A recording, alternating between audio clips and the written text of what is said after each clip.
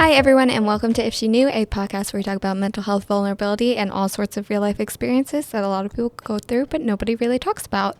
So I hope that everybody's having a great week. As always, if you haven't already, go ahead and follow on TikTok, Instagram, and YouTube at Tierney's Journey, which is at TIERNEYS Journey. If you hear any noises in the background during this intro, it's because Moose is chewing on a little bone, and you might hear him a couple times throughout the podcast because usually my husband watches him, but he had to run out. But I hope that you guys enjoyed today's podcast. We were lucky enough to have Emmy Nagley on the podcast to talk about her experience with developing heart failure at 26 from her pregnancy and kind of talking about all of her symptoms, diagnosis, the whole process, infertility, and how that has impacted her mental health. And I think you guys will really enjoy it, and I hope that it's relatable to some of you guys. So let's get into it. Hi, everyone, and welcome to If She Knew. Today we are joined by Emmy, who is going to be sharing about her experience with developing heart failure at 26 from pregnancy. So to start, can you just share about the kind of content you create and where people can find your content? Yeah, thank you, first of all, so much for having me. I guess I'm a lifestyle content creator. I kind of happened a little bit by accident. It started with me wanting to share about my heart. And I have TikTok Emmy Nagley and Instagram Emmy Nagley. And honestly, my goal on sharing on social media, it's not just to share about my heart and educate women. My goal has always been to spread awareness, but and not in a way to scare people, but more to educate them. Because like empowered women empower women, right? And just so that they know the right questions to ask. Like, yeah, it's never been like, I don't want this conversation for people to go away feeling like more anxious and have that medical anxiety, but really just feel empowered so that you know what questions to ask, how to educate your doctors and learn about the woman's body. But then on top of the educational piece, I really just create content to show how you can live a life full of joy and light despite living with a chronic condition. And obviously pregnancy flipped my world upside down, but I wouldn't change it because motherhood has been truly the biggest gift to me. It's been transformative. It's been a beautiful experience. And it's a gift I wish everyone could have. And so that's kind of, I share a little bit of everything. My content, I want it to feel like I am like, we'll get into it, but I am like the ultimate oldest daughter. And if you were to come and sit at my kitchen counter, that's what we're going to talk about on Instagram and TikTok. So the important things, the fun things, I love to cook. So anyway, I share a lot of recipes as well. I love that. It's a very big sister vibe. That is, you never like want to say that. Like, it's like kind of like No, cliche, right? But I'm really grateful that that's at least the vibe. So I know that to start with like your pregnancy experience, you struggled with infertility in the beginning. Do you mind sharing kind of how long you were struggling with infertility and what made you decide to seek treatment and kind of like what that process was like? Totally. It's really interesting because the more I've thought about it, I get asked a lot, like, how do you live in heart failure and have a good attitude? Everything that I went through in infertility prepared me for this. This time I learned like the lessons I learned through like my heart failure diagnosis, they were the lessons that I already had learned going through infertility and was able to like practice. So I grew up in a large family, like a little bit of a backstory. I'm from Utah. I grew up in a large family. That's very much the culture here. I grew up as the oldest sister of 5 kids, oldest child of 5 kids. And then I also am the oldest grandchild on both sides. And like of like 25 cousins, I don't know exactly, like definitely both of them are in the 20s of how many cousins I have in my immediate extended family. And I'm the oldest of everything. And so it's always kind of been in my like nature to want to be a mother, to want to have a large family. I started my career in public accounting. So I was a CPA. I was working at a big firm, very long hours. I had married my high school high school sweetheart is the short way to say it. My best friend, truly from high school. He had served a mission for our church. And so he came back after 2 years of me doing college, and we were just 21, and we got married. And it sounds kind of crazy sometimes when I feel like I'm talking to people maybe outside of Utah culture, but it was so perfect for us. And we had, by the time we had gotten married, I joke that like we were such good friends. We were truly, truly best friends, like go on family trips with each other's family.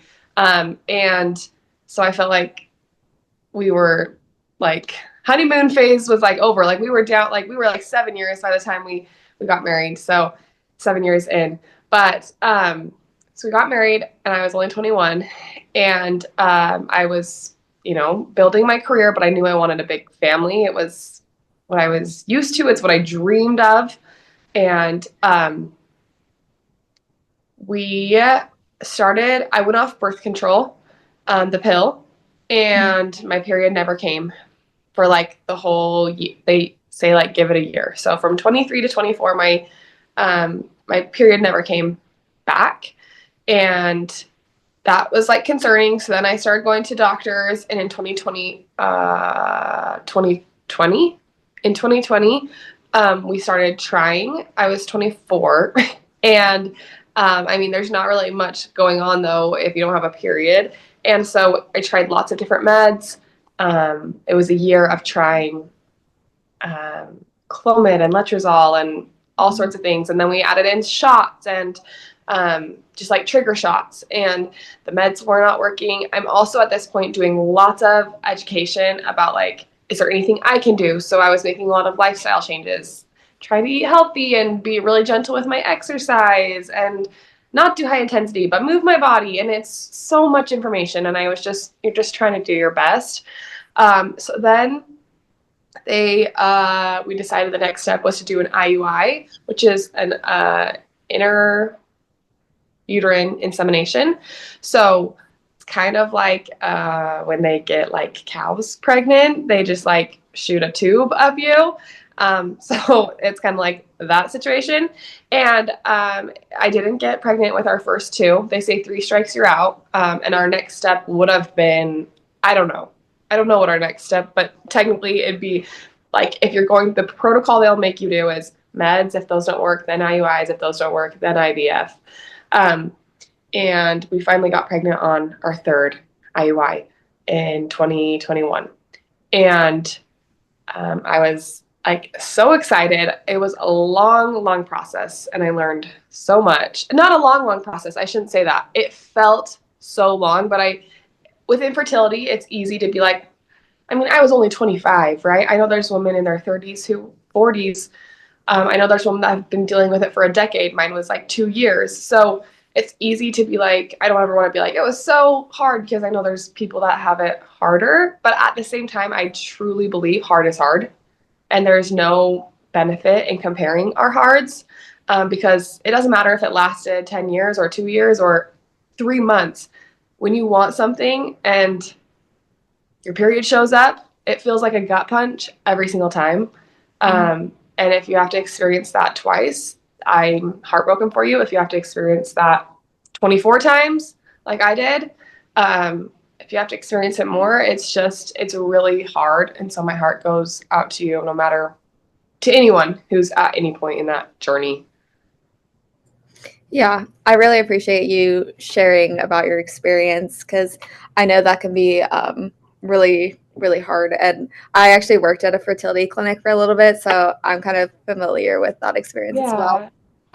But I'm curious how you kind of felt after your first 2 IUIs failed, and like how infertility has impacted your mental health, as well as like, how to stay positive during For sure. And like I said, it's all laying the groundwork, because I really had to work. It's kind of funny. Like I was going through it during 2020 when everyone was kind of, not everyone, but you're starting to like really, I was at that age, like my mid-20s, I had to really look internally and learn some lessons and kind of like dive into that self-discovery. I don't know. So I found it interesting. I was going back through some of my journals when I was going through these failed IUIs, and I had found a study, like a peer-reviewed medical study that found that 488 American women concluded that infertility felt as anxious as those diagnosed with cancer, hypertension, or someone recovering from a heart attack. Wow. Like those are the kind of like feelings that it feels like. And I first had to work through a lot of grief.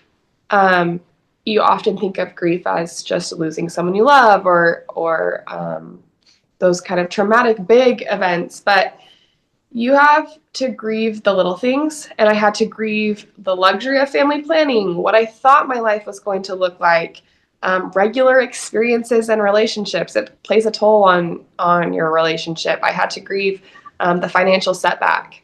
Like this cost money. I, had to grieve like the fact that I had to now live with uncertainty, and I didn't get to just like make a plan like I was used to, a type A oldest daughter. I had to grieve like the thought of never carrying a baby. I tried to not let that thought be intrusive because we didn't know what was going to happen. But I had to grieve that I may not have a large family. Like if this was going to take time, I was not going to get the 6 kids that I had always planned on and dreamed and wanted.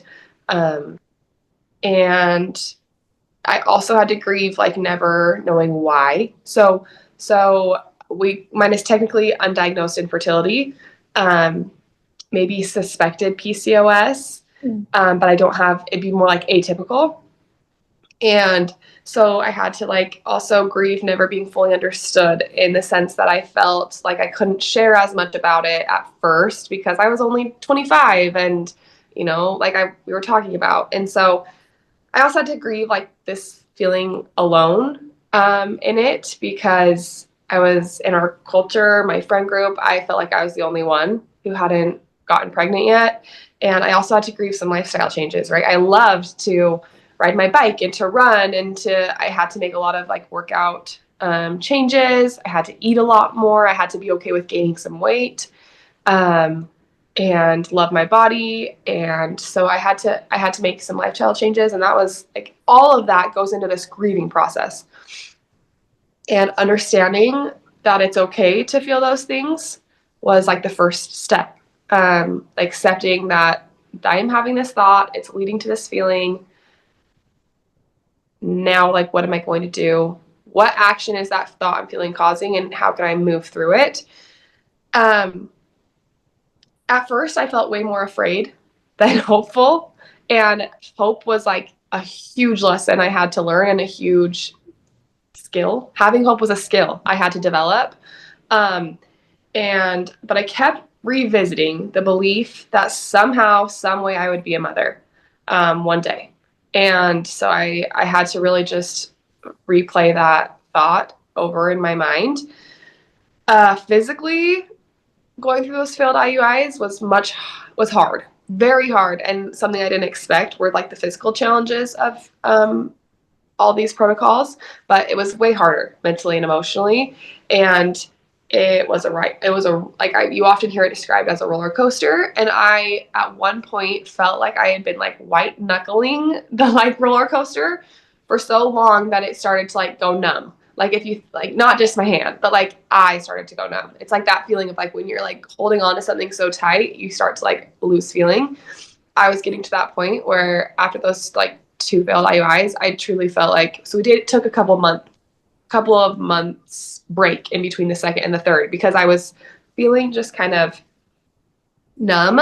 But some things that did help my mental health, I had to reframe a lot of thoughts. And so I stopped looking at my life as a book and more as a movie. And that might sound counterintuitive to like all the self-help advice that's like, take charge of your life and write the next chapter. But for me and my personality, it was much more helpful to say like, I don't have control. I don't get to write the next chapter.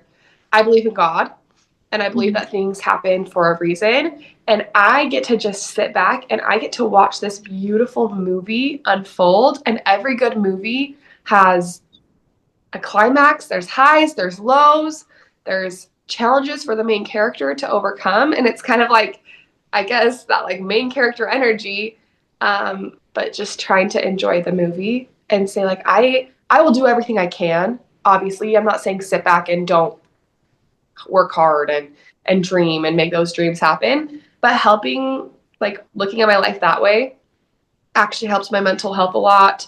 I also would repeat this phrase over and over in my head. Your life doesn't start after you've gone through infertility. Infertility is your life. And so, like, it's not all going to start once I become a mom. I'm living in this moment, and it's starting right now. Like, you are in it, and I feel that way now. Like, my life is not going to start once I'm better, because I'm never going to be better. And so that that helped. And then also I had to really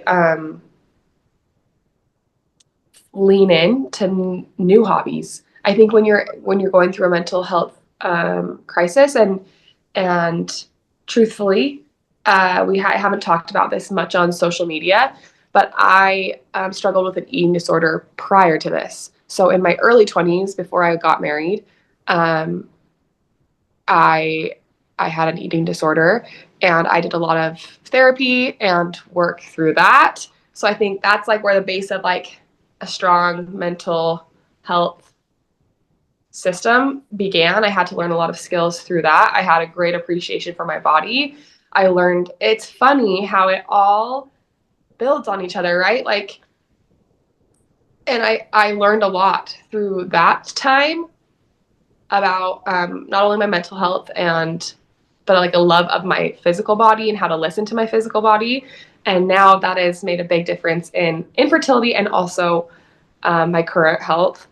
And anyway, so through both my eating disorder and infertility, I really had to lean into new hobbies. And for me, a lot of it was baking. I really started to bake and cook and create. It doesn't have to be baking. I just think creation, anything will helps pull you out of a spiral, because it proves to you yourself and your spirit that it gives you this confidence to create something new or out of nothing. Or so I just created. I baked. I also learned how to ski. I learned like new things. I leaned into traveling, and what really helped specific to infertility was doing things that I wouldn't be able to do with kids, and just like leaning all the way into that and romanticizing that. Um, just romanticizing your current stage of life. Um, I learned not to entertain the what ifs. So those didn't do me any good. And that doesn't do me any good today either. And so, of course, you're going to have those what ifs or intrusive thoughts, and you can recognize them. You can pretend they are a person knocking at your door, and you can be like, oh, there's someone knocking at my door, but it's a salesman solicitor that I'm not going to let into my home, and they can leave, and they will. So learning how to deal with those what ifs and intrusive thoughts and not entertain them. And then I had to choose hope. Like, it really came down to just like a choice to be hopeful. And it wasn't like it was easy every day.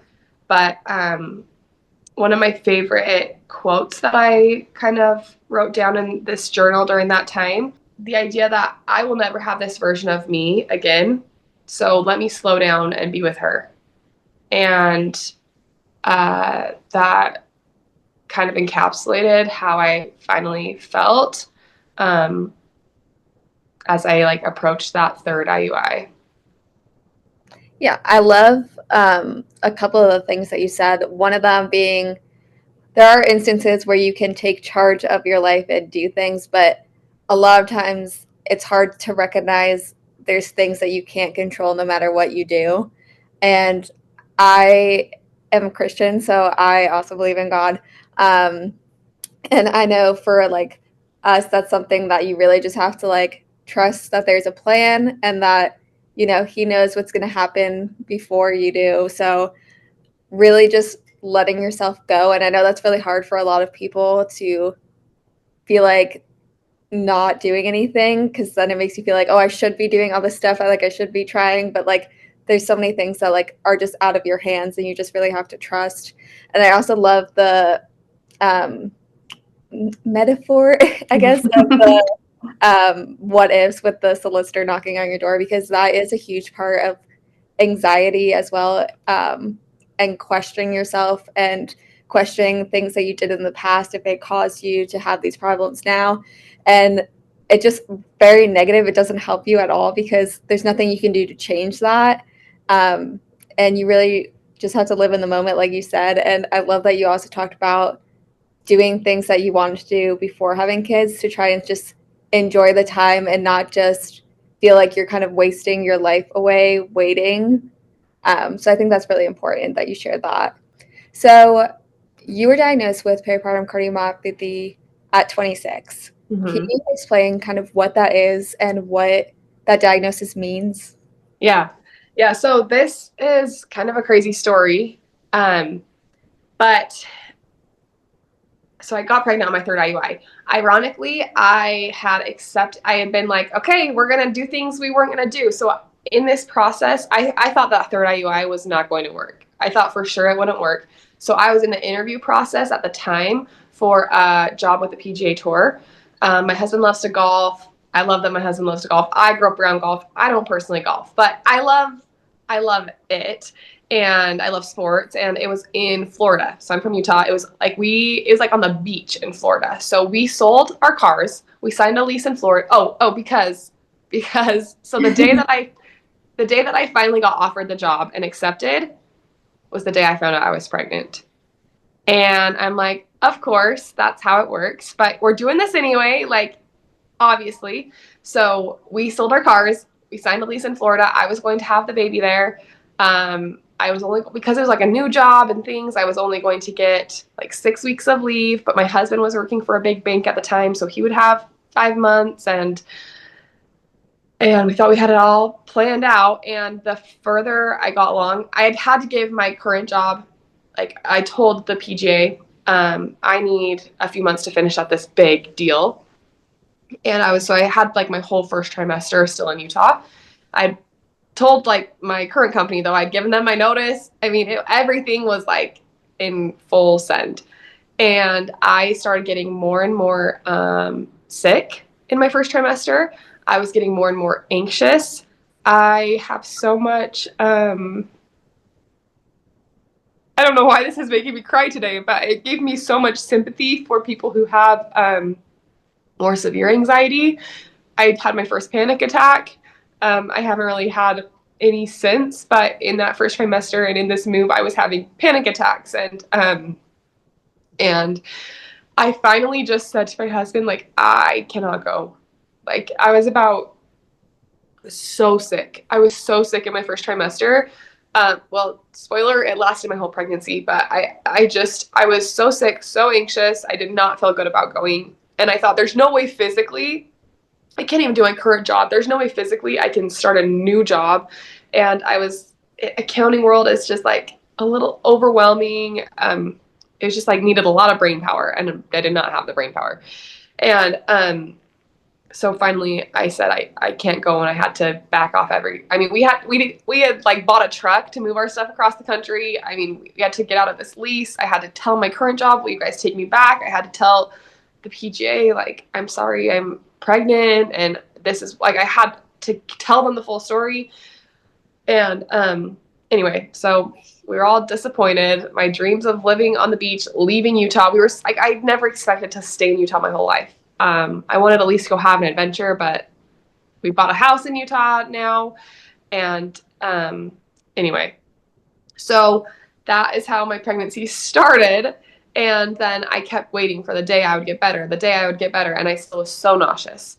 Not HG, where you're like throwing up and losing weight. I kept gaining weight and I wasn't throwing up, but it truly felt like I had the flu all day, every day. Like, so nauseous. And I've been through some really hard things.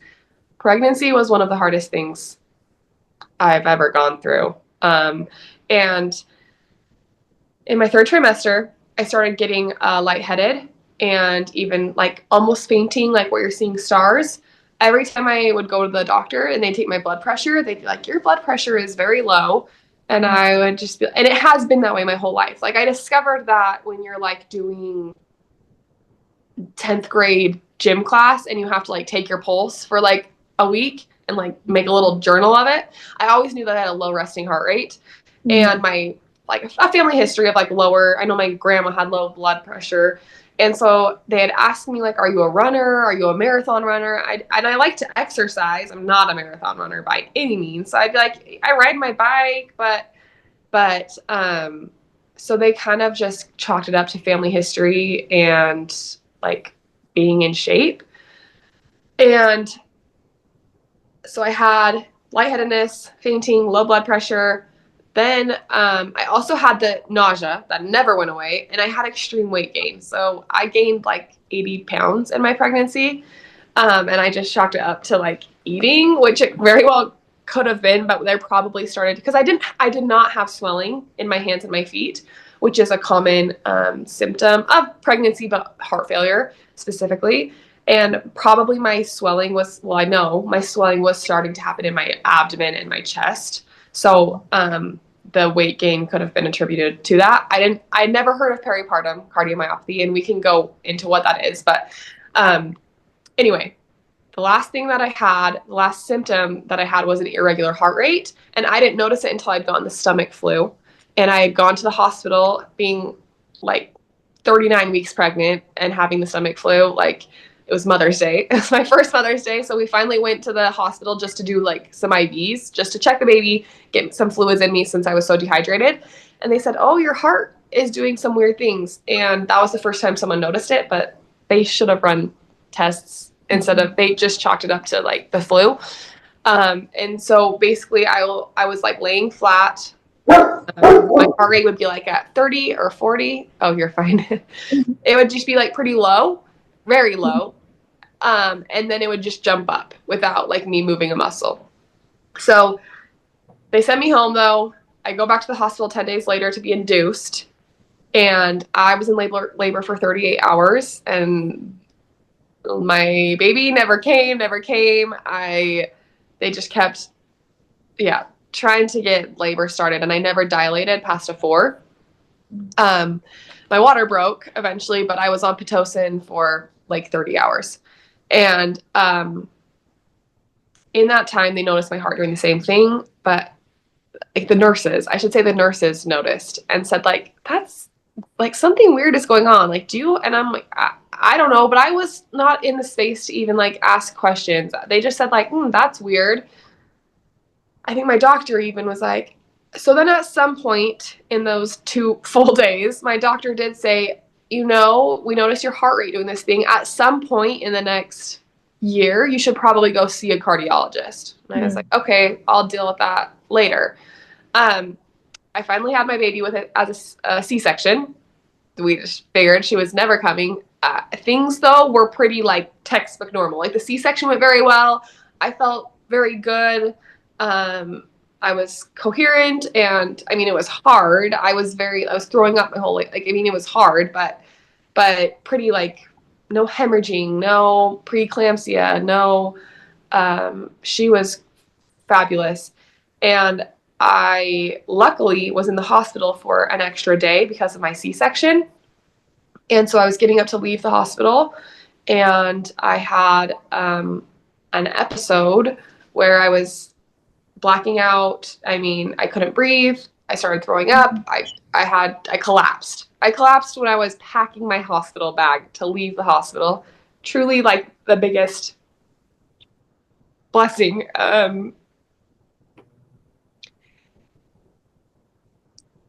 It's easy to get emotional because in Utah, just a couple days after Christmas, a 23-year-old mom passed away from PPCM. And I just, like, they had sent her home, right? And she came back to the hospital, but it was too late. And I just wonder, like, what would have happened if I would have gone home. But luckily, this episode happened while I was still at the hospital. So they ran some tests. My EKG, which like measures the electrical rhythms of your heart, my EKG registered as like a mini heart attack, which I didn't have a heart attack, but my rhythms were off. And so they were like, okay, let's run an echo. An echocardiogram is an ultrasound of your heart. So it just takes a picture of it, just like anywhere else. They said, you're not, so they did the EKG and echo. They said, you're not going home today. And with the EKG and the echo, they could see my heart was enlarged and not pumping blood properly throughout my body. It was going into heart failure. And so then the next morning after reading those tests, I had a cardiologist come in and tell me I was diagnosed with peripartum cardiomyopathy. Cardiomyopathy is a generic word, like it's heart failure. So you can have a lot of different forms of cardiomyopathy. Heart failure itself is when your body is not pumping enough blood to the rest of your organs, your body. So you have an ejection fraction that measures how the blood is pumping and flowing. Regular ejection fraction is 55 to 70%. They go off a percentage. At diagnosis, mine was 35%. Anything below like 10 and 15% is like a heart transplant list. Anything below like 20%, you'd be looking at like a device. And catching it like decreases over time, right? So the lower it gets, the harder it will be for it to recover, that sort of thing. So 35 was like an okay starting point. They still admitted me to the ICU. I was just there for a couple of days to monitor me and make sure, a cardiac event didn't happen, and they started me on some medication. But I really wasn't told a lot about. So cardiomyopathy is the heart failure. Peripartum is, it used to be called postpartum cardiomyopathy. Now that they know a little bit more, they know that it develops in your third trimester. So peri is like the Latin or Greek, I don't know, the word for like before or after partum. So before or postpartum. In your third trimester specifically is when it really ramps up. And then it can be also, you can develop or be diagnosed with PPCM or develop it anywhere to like up to a year after giving birth. So it's not just like the 6-week time period or anything. So it's shortened for PPCM. So when I'm talking about peripartum cardiomyopathy or I say PPCM, it's a little bit easier to say. Obviously, a lot of people don't know what peripartum cardiomyopathy or PPCM is. And so that's why I often will just say heart failure caused by pregnancy, but they're all one and the same. So then I was told that I was diagnosed with PPCM. I wasn't told a lot about it. I was told some pretty traumatic things. I delivered in a smaller hospital. They kind of just said like, yes, this is what you have. And I was like fully trying to like figure out, what was going on. It's already like a weird time when you're postpartum. There's so much. And I had like when they put the baby in my arms, I immediately felt connected. I felt like the highest high. Like it was like so joyful. That moment, I felt the most like me I had ever felt. It was like I had finally like, you hear these like trends about like moms losing their pink, and that's definitely a thing. But when she was in my arms, it felt like the most me version of me ever. And so to go from that to like the lowest of lows, when they told me I was diagnosed with PPCM, they said you could never have any more children. And that's what I was told initially in the hospital. And that was, there's more nuance to it now, and we can get into it, but that is what I was told in the hospital, and just said like, you'll need to go see, like, you're on meds for the rest of your life. You can't have another, or else you'll end up on a heart transplant list, and you'll go see a cardiologist once you're stable and released from here. And that was like really it in the hospital. So I learned a lot more at my future appointments with more skilled cardiologists. I had to be at like a big hospital, so we only have 2 of them here in Utah. And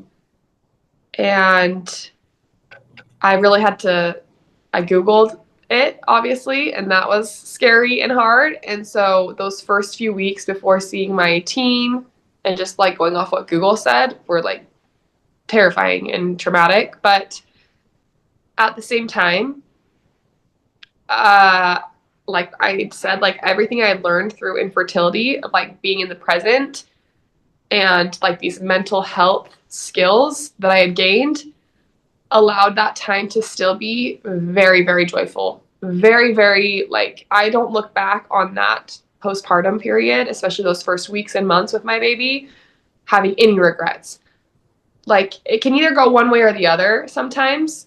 And luckily, being told what I was told, I was able to be like, okay, like, if this is it, if this is my chance to have a little baby, I don't want to like miss any of it. And it really forced me into the present moment. And I wish it was a gift I could give every new mom, because I was not stressing. Like, I did not care if my body bounced back. I had no stress about like trying to fit into my pants, because in my mind, I'm like, well, if this is my only pregnancy, I've got years to like work on my body. Like, I didn't have the stress. Like, here, there's like a lot of big families really close together.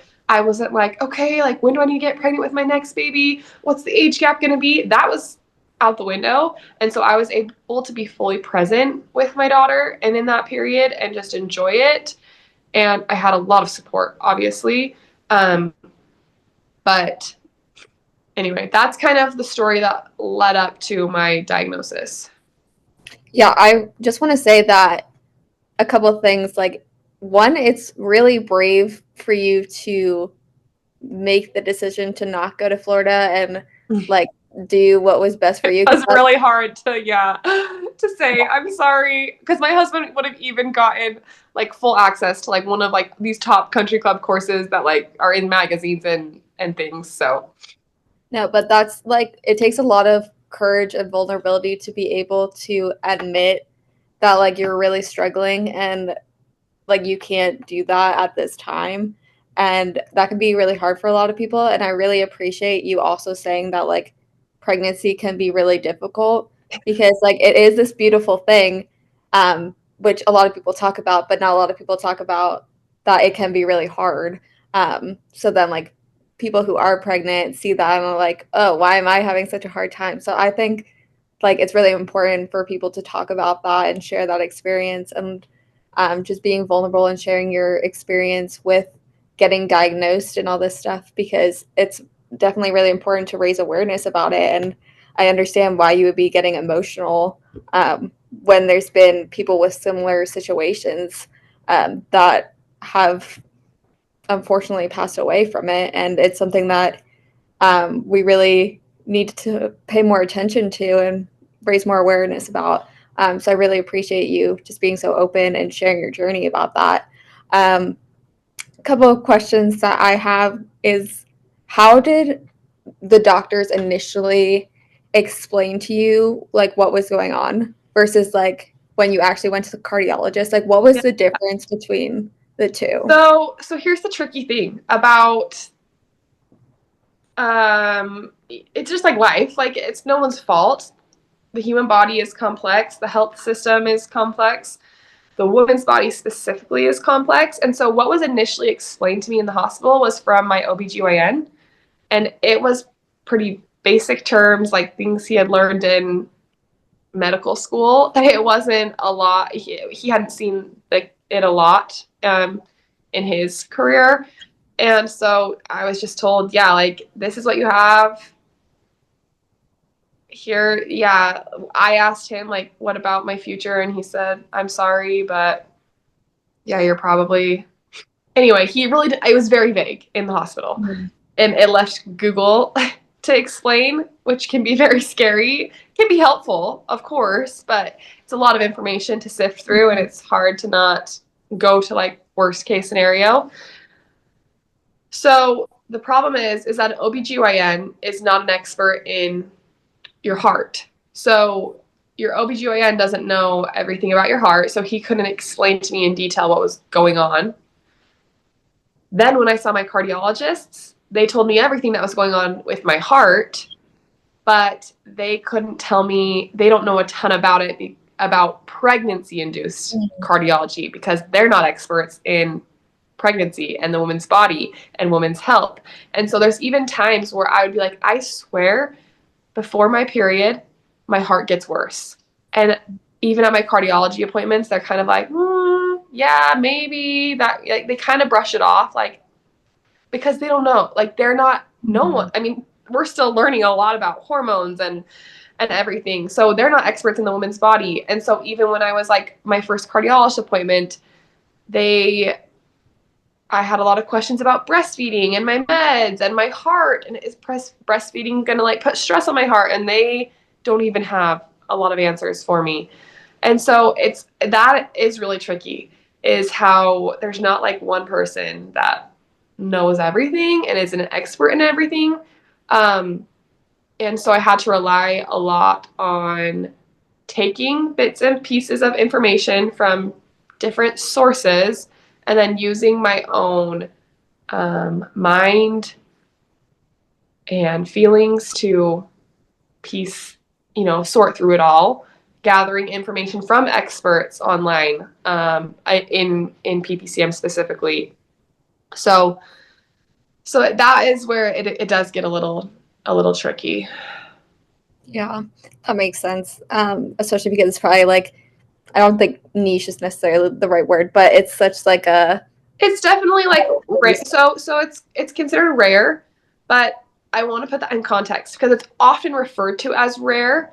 But I am telling you, and I'm not like a big content creator, right? Like, I'm like micro. I have thousands of women in my comments and in my messages, thousands, saying that they've had this. And the problem is it often goes misdiagnosed or undiagnosed, or in the past, like maternal deaths, it never went diagnosed. So it probably was happening more often than we realized. Now it's being diagnosed more often, but at first when I was having trouble breathing, even after I had been diagnosed with PPCM, I had gone home from the hospital and I was having trouble breathing, and my OBGYN told me to do my inhaler for my asthma, when really my lungs were filling with fluid. So like oftentimes it will be diagnosed for pneumonia or things. And then it gets better, but you don't know that it got better until you have your next baby, and it's way, way worse. And so anyway, it is considered rare, and they'll often refer to it as being rare. But for some context, it happens in the U.S. every 1 in 1,000 to every 1 in 4,000 births. So there's not like, I guess if you did the average, right, it's about 1 in every like 2,500 births. It just depends on what like area of the country you live. Like, it's more prevalent in the South and in certain communities and things like that. But it also is very dependent on, they think maybe like our genetics. So different countries have a way higher. Like in Haiti, it happens 1 in every 100 births, PPCM. So even if people from Haitian descent or like Sudan or anyway. So worldwide, it kind of depends on the region, how rare it is. And in some cases, it's not rare at all, but it's still something you've never heard of. 1 in every 2,500 births, according to my calculations, it's almost 1%. So it rounds up to like 1% of births. Gestational diabetes, which we all know about, every single person takes a glucose test. It happens in 2 to 7% of pregnancies. So like that's not that much more than PPCM, which is why I advocate for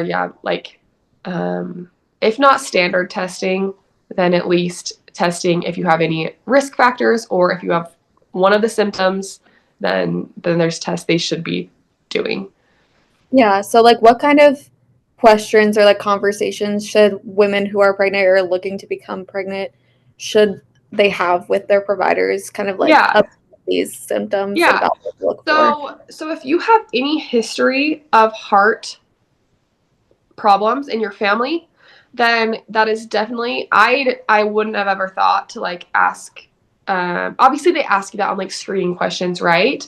But it's really something to like advocate for if you have a family member, or like especially if it's like pregnancy complication related. Like if you've had any aunts or cousins or great grandmas who died in childbirth and they don't know why, that would be something that would be like red flag for you, at least to get tested. Not that that's going to happen to you, but just to be aware. Like, it's all about not like fear tactics or fear mongering, but just to feel educated and empowered. So a family history of heart problems would be something that I would, there's risk factors, and I would ask my OBGYN, do I have any of the risk factors? If I've identified that I do have risk factors, then I would advocate for, like, let's pay attention as I go into my third trimester to some of these signs and symptoms. So if you're Black, that is a risk factor because of maybe genetics.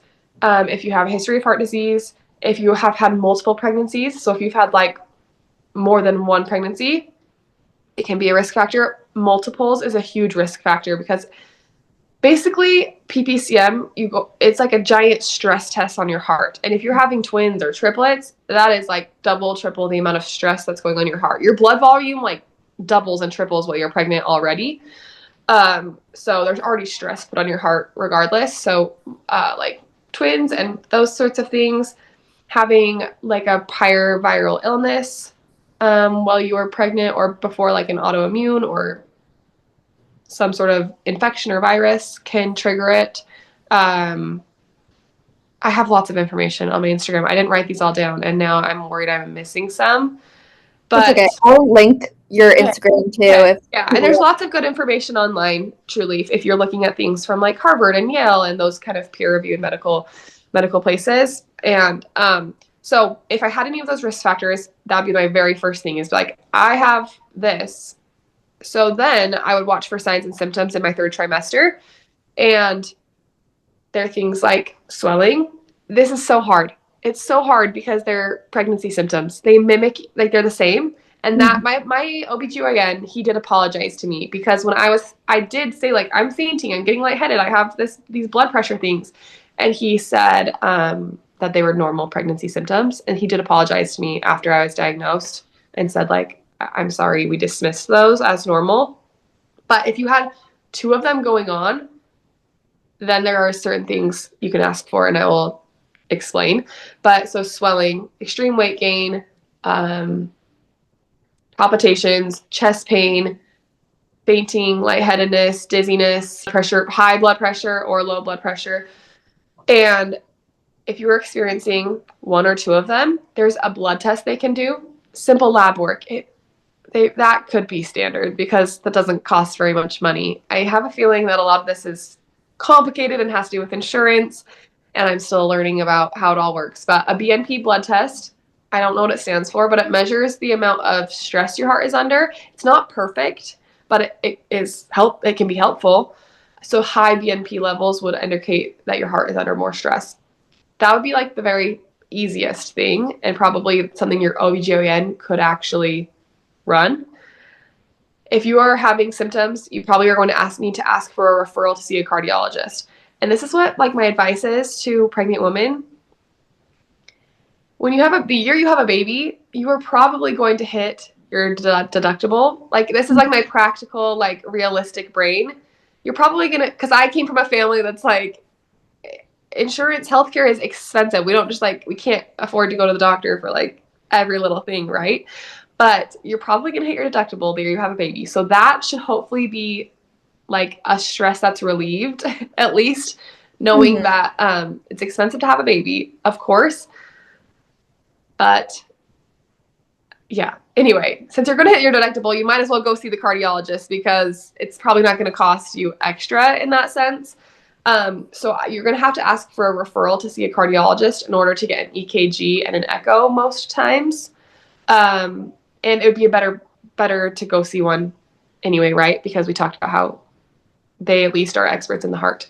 So they can do an EKG, measures the rhythms of your heart, because when your heart is in failure, it doesn't fire at the right time. So it's like if a car engine kept misfiring, that's what's going on with your heart when it's old and failing and enlarged. Your ventricles are different sizes, so they're not beating at the right times and things. So an EKG can measure if your rhythm is off, but what's most helpful is an echocardiogram, getting a full picture of the size of your heart, how blood is flowing in and out, that sort of thing. So that's where I would advocate if you have any of the risk factors, if you feel like you're having symptoms in your third trimester, or postpartum, I would ask for a BNP blood test at the very least, but more so an EKG and an echocardiogram.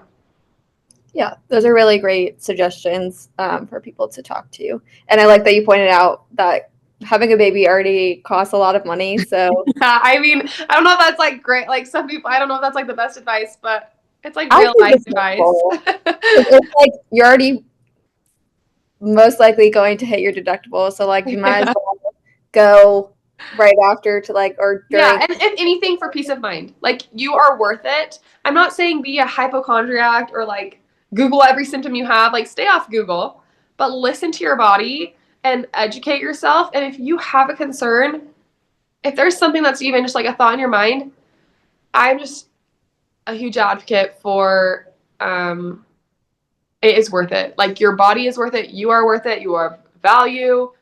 Taking care of our bodies is one of the most important things we can do. So that's my view. Yeah. And I kind of want to get into a little bit, if you're comfortable talking about what the likelihood of like you being able to have another baby, or like you're planning to do that, if you've learned any more about that. Yeah, it's been it's something I have thought about every single day for 2.5 years. And at first, that was the hardest part of like that first year. I thought about it. I mean, I shouldn't say I even think about it every day now, because I have a little more hope and I've accepted it. But that first like few months, it was consuming me. And because I was told no, I could not have any more children. And my husband was really scared about me ever even entertaining the idea. Obviously, he has every right to be very scared. I've learned more now. And it's not, and what those doctors initially told me was a little bit outdated. They're learning now a lot more. And basically, I do have hope that I can have another, but that is not like blanket advice to everyone. I found a group of women that have post PPCM babies, but not every woman gets that opportunity. It depends on how quickly your PPCM was caught. So if I would have gone on without being diagnosed for months and my heart got down to 10, 15%, 20%, that probably would not be an option in the future. There had been too much stress put on my heart. There's a lot less likelihood that my heart is going to recover. Since being diagnosed, I've now gained normal function in my heart. My heart size has gone down to a normal size. There is a chance. I can't remember the exact probability. There is probability that another pregnancy will cause it to all happen again, trigger it all again. Anything could, right? Like I get stressed. I had influenza a couple weeks ago, and there was a lot of anxiety that influenza was making my heart function go down. Partially because I know keeping my heart function normal is a huge factor, as if my cardiologist will sign off on having another baby. But right now, my current cardiologist has said, who does know a lot about PPCM. It's funny, the ones who don't know as much about it are the ones who told me, no way. The ones who actually know more, it's not like a one size fits all. So you have to look at like how quickly I recovered. I regained function in like 4 months, which is really good. Some people it takes a couple of years. I've maintained that function. I was on 3 meds in the beginning. I've gone off 2 of them. 1 of them I'm still on, but that med is pregnancy safe. So that's a good sign. And the other ones were not. And anyway, so I'm hopeful that I will get one more, but I will not have I won't have 5 kids like my family, which is fine. And there's other avenues. We are only turning 30 this year, so there's lots of time to figure out adoption, and it's not something we've ruled out. But I shouldn't say very, I'm hopeful that I maybe can have one post PPCM baby. I don't know how many times I would roll that dice, because it's definitely a risk, and I will be heavily monitored, and you work with maternal fetal medicine, and it's taken probably more time to get my husband comfortable with it than me. I love my siblings. They're like kind of like my own kids, some of them, right? Like my sisters are my best friend. My little brother is 12 years younger than me. I feel like I helped raise him in some ways, but they're truly my best friends. And the scariest thought for me is leaving my daughter without a sibling. But I know that's not like a true thought, because I know there's wonderful, like, I know that's like an intrusive thought in some ways, because it's way more important for her to have a loving mom and a loving family than a sibling. But I also want that for her as well. So just, I personally, in my culture, in my circle, even as you get really big, in my church congregation, in my extended family, in my friends, I don't know anyone that is, I have one aunt that was a single child, only child, but I don't know very many. And so that's, I love learning on social media about like people who only had one child, and people who were only children, and how they loved their life. And it's been something that I've had to kind of figure out how to navigate on my own, because I don't have like examples of it around me. But I'm hopeful that, I hope that she gets to have, I hope that we have more, and if we don't, that's okay too. But surrogacy also is something we've talked about. It's just really expensive. And so I don't have a lot of like resources about surrogacy and adoption, but I'm not closed off to it. It's now all complicated, and that's okay. And I've had to grieve that it's now complicated. I've had to wrestle with thoughts about like, okay, well now I have one biological child, but then if I have an adopted child, like how is that dynamic? And I don't know anyone that has that dynamic. And so it's brought up a lot of these new things that we get to figure out. And it's still kind of, I'm hopeful that maybe in the coming years I'll have another, but we'll see. Yeah. It's something I have you talk about, because I talk about it in my personal life to my friends and my husband and my mom all the time. Mm-hmm. Yeah, I love that you talk about that, because I think a lot of people tend to plan out what they think their life is going to look like in the next 5-10 years, and think like, everything's going to go exactly how I planned it. And pretty much most of the time it never does. And totally. But I think that there's hope in knowing that God kind of has a plan laid out for you already. So just like you said, like really focusing on having hope and just like trusting that everything's going to work out the way it's supposed to. And I also am wondering kind of what are things that family and friends can do for you during like both infertility and with cardiomyopathy to like help support you during that time. Yeah. I have to say right off the bat, we were so lucky, because my spouse and I both had, I was working for my big accounting firm. He was working for a big, very big bank at the time. And so we got 6 months. He got 5 months. I got 6 months of leave. And that was a huge, that took such a stress off of us. And so I will always be a huge advocate for parental leave. And we have a lot of improvement to make in the United States. I think that is a huge factor in mother's mental health, having a spouse that's able to be there. I can't imagine. And this is my next baby. He's now no longer, he's at a small business. He will not have 6 months of leave. And I get that it's complicated. Not everyone can offer paid leave for that long. But I will always be an advocate for that. But also, friends and family can, I think, it's a good question. It's one I have to think about a little bit. I'm surrounded by wonderful people. I think loving them, not trying to always fix the situation, but being invested anyway. I think a lot of time you hear advice like, well, don't tell me how to fix it, or don't give me advice when I'm going through infertility, or don't. And I don't feel that way as much, because when people wanted to talk to me about it, I at least felt like they cared. And I think caring is a wonderful place to start. It showed me that they loved me, and but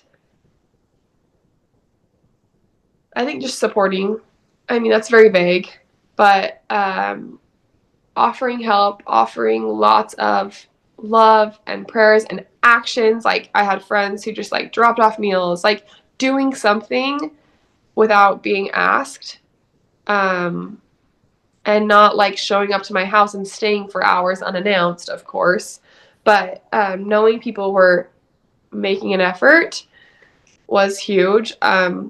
Having loving friends and family, having a supportive spouse, having that support from my job was fabulous. And then my faith really is what supported me. And not just having hope, which is like there were two main parts of it, like that hope in faith in God helped. And then also in my church, I believe that I've made covenants with God that give me access to his power. And I believe that I have access to the power of Jesus Christ, and that really helped carry me through like days that I thought I could not do it. I felt like I had this, we talk about Jesus Christ and the atonement and like how he like died for us and like for our sins and like suffered for our like shortcomings and our hurts and our losses. But another part that I believe of all of that happened in the Bible is that he gives us this enabling strength, this enabling like power to move through life and overcome obstacles. And it is through him that I felt like I had physical and mental and emotional resilience to keep moving forward with, of course, the support of my loving friends and family. Yeah, that's awesome. I'm so glad that you had that. I like to ask everybody kind of the last question being, if you could go back and tell your younger self when you were first like getting diagnosed or going through the symptoms, what would you want to tell her? I would tell her that like the grief, the hurt, the fear, it doesn't go away, but you will get bigger, and you will grow around it instead, and it's going to feel, I wish I could tell her that it's going to, like, you're going to be okay. It's going to get better. It's going to get better, but it's not going to go away. And it's going to come, life, grief, whatever it is, chronic illness, it's going to come in waves. And they're going to be like they're crashing on a shore, and they'll go back out to sea, and then they'll come back, but then they'll go again. And trying to fight them is going to feel a lot more tiring. It's going to wear you down than just letting them pass over you and trying to learn how to ride them, like surf them. That's what I would tell her, that, it's going to get better, but it's not going to go away. Share our stories, everyone, not just me. I would tell her there's people that need to hear your story. It's even now easy to get in my head and be like, why am I doing this? Why am I sharing? But even if it helps one person, sharing our stories and our experiences can make a difference. Yeah, I love that. I'm so thankful that you were able to come on today and share your experience, because I know, like, even if you're not diagnosed with cardiomyopathy, but you are pregnant, there's still a lot of like helpful advice that we talked about, and I'm sure like a lot of this stuff is relatable for a lot of those people. So I'm just really grateful that you were able to share your experience today. And I think that's all the questions I have for you, but if you have anything you want to add? No, thank you so much. Thank you guys so much for listening to the podcast. I hope that you really enjoyed it and found it relatable. If you feel like it's relatable for any of your family or friends, go ahead and share it with them. As always, go ahead and rate the podcast 5 stars. If you don't know how to do that, go to the main page, hit the 3 little dots, and then 5 stars. It really helps out the podcast, and we'd be really grateful for that. I hope that everybody has a fantastic week, and I love you. Bye.